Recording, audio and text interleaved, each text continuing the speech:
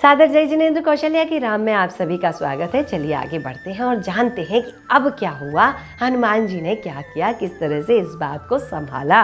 तो हनुमान ने सब कुछ मध्यस्थता को धारण किया। राम की समस्त चेष्टाएं उनके समक्ष कही गईं। मान से युक्त सुग्रीव आदि राजा राम के समीप आए। राम को देखकर हनुमान शोभ को प्राप्त हुए, जो राम के प्रभाव से वशीभूत हो गए। ऐसे हनुमान संभ्रम में पढ़कर विचार करने लगे, यह वही दशरथ के पुत्र रामचंद्र हैं, लोक श्रेष्ठ लक्ष्मण जैसा भाई, जिसका आज्ञाकारी भाई है। युद्ध में जिनको देखकर साहस गति की वेताली विद्या निकल गई थी। इस प्रकार का आश्चर्य होने लगा हनुमान को, क्योंकि वह राम के समक्ष पहुंच गए थे और आश्चर्य को प्राप्त हो गए। हनुमान राम के समक्ष पहुंचे। राम लक्ष्मण आदि ने उसे दूर से देखकर ही उठकर यथाक्रम उनका आलिंगन किया। हनुमान बोले, हे प्रभु, हम सब किसी अन्य की शरण में ना जाकर सचमुच ही अपना शरीर छोड़कर आपका उपकार करने के लिए उद्यत हैं। मैं जाकर रावण को समझाऊंगा, वह बुद्धिमान है, अतः अवश्य ही समझेगा। मैं शीघ्र ही आपकी पत्नी को वापस ले आता हूँ। प्रिया के लिए मेरे जीवित रहने का विश्वास उत्पन्न हो जाए, इसीलिए सदा की परिचित यह अंगूठी उसे दे देना। यह कहकर राम ने हनुमान को अपने हाथ से अंगूठी उतारी और दे दी।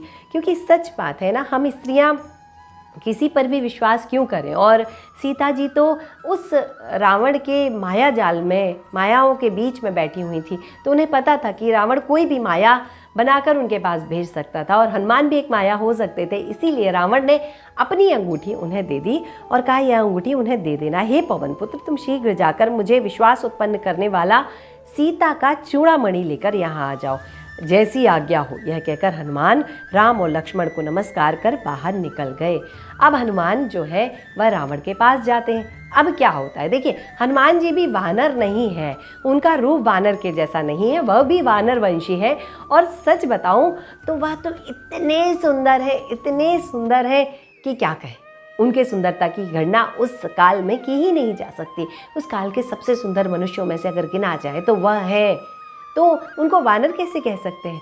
तो चलिए जानते हैं हनुमान और रावण कैसे मिलते हैं। आकाश में जाते हुए हनुमान सहसा सामने राजा महेंद्र का नगर देखकर सोचने लगे, मेरे गर्भावास के समय दुख से भरी माता इसके नगर में आई थी और इस दुष्ट ने निकाल दिया था। तब मेरी माता निर्जन वन में जाकर उस गुफा में रही थी।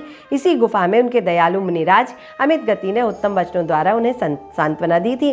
बंधुजनों से रहित अकेली रहकर उन्होंने मुझे जन्म दिया। इसी गुफा में उसे मुनिराज का सानिध्य प्राप्त हुआ था। अतः यह गुफा मेरे लिए अति प्रिय है। कहते हैं ना, जननी जन्मभूमिश्च स्वर्गादपि गरीयसी। तो यही बात हनुमान को समय आई कि यह गुफा मेरे लिए पवित्र है, पूजनीय है और मुझे अत्यंत प्रिय है, क्योंकि इस स्थान पर मैंने जन्म लिया था। अब जो मेरी शरणागत माता को निकाल कर कृतकृत्य हुआ था, उस महेंद्र से कष्ट का बदला लूँ या आपकी सेवा करूँ। यह बात उन्होंने जाकर मुनिराज से पूछी और गुफा में गए और मुनिराज से कहा, यह गुफा बहुत प्रिय है, आप कहें तो उस महेंद्र से जाकर मैं बदला ले लूँ या आपकी सेवा कर दूँ। राजा महेंद्र बड़ा अहंकारी है तथा मुझे निरंतर द्वेष रखता है, इसलिए उसका गर्व अवश्य ही दूर करता हूँ। युद्ध के लिए बहरिया और नगाड़े बजने लगे, पर दल आया सुनकर राजा महेंद्र सेना के साथ बाहर निकला। उसने हनुमान के दल को रोका, सो हनुमान ने 3 बाण छोड़कर उसके लंबे धनुष को छेद डाला। वह जब तक दूसरा धनुष लाता, हनुमान के तीक्ष्ण बाणों से उसके घोड़े रथ से छुड़ा दिए। हनुमान और राजा महेंद्र चिरकाल तक युद्ध करते रहे। हनुमान के मातामह महेंद्र के साथ रथ पर उछलकर उसे पकड़ लिया और रथ पर आरूढ़ हो गया। अपने दौहित्र हनुमान की वह महेंद्र सौम्य बाणों से स्तुति करने लगा। राजा महेंद्र ने उसका मस्तक सूंघा और आलिंगन किया। हनुमान ने भी हाथ जोड़कर उन आर्य मातामह का प्रणाम किया और क्षमा भाव से प्रभाव से विनीतात्मक होकर क्षण भर में ऐसा हो गया मानो कुछ हुआ ही ना हो।